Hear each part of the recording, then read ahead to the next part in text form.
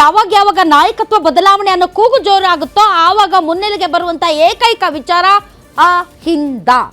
ಅಹಿಂದ ಕಾಂಗ್ರೆಸ್ನ ಕೋರ್ ಶಕ್ತಿ, ಅಸ್ಮಿತೆ ಅಂತ ಹೇಳ್ತಾರೆ.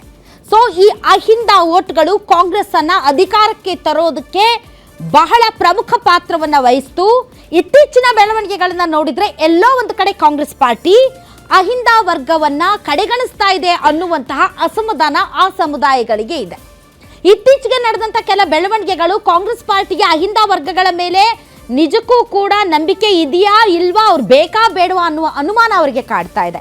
ಸಿದ್ದರಾಮಯ್ಯನವರ ಬದಲಾವಣೆ ವಿಚಾರ ಆಗಿರ್ಬೋದು, ಮುಸಲ್ಮಾನ ನಾಯಕರ ಉಚ್ಚಾಟನೆ ಅಥವಾ ಅವರನ್ನ ಹೊರಗಡೆ ಕಳುಹಿಸಿದಂತಹ ವಿಚಾರ ಆಗಿರಬಹುದು, ದಾವಣಗೆರೆಯಲ್ಲಿ ಆದಂತಹ ಹೈಡ್ರಾಮಾ ಆಗಿರಬಹುದು, ಇವೆಲ್ಲವನ್ನ ನೋಡಿದಂತಹ ಅಹಿಂದ ಸಮುದಾಯ ಕಾಂಗ್ರೆಸ್ನಿಂದ ಅಪ್ಸೆಟ್ ಆಗಿದೆ ಅನ್ನುವಂತಹ ರಿಪೋರ್ಟ್ಸ್ ಕೈ ಸೇರಿದ್ದೆ ತಕ್ಷಣ ಈಗ ಅಹಿಂದ ಸಮಾವೇಶಕ್ಕೆ ರೆಡಿ ಆಗ್ತಾ ಇದೆ ಕಾಂಗ್ರೆಸ್ ಪಾರ್ಟಿ.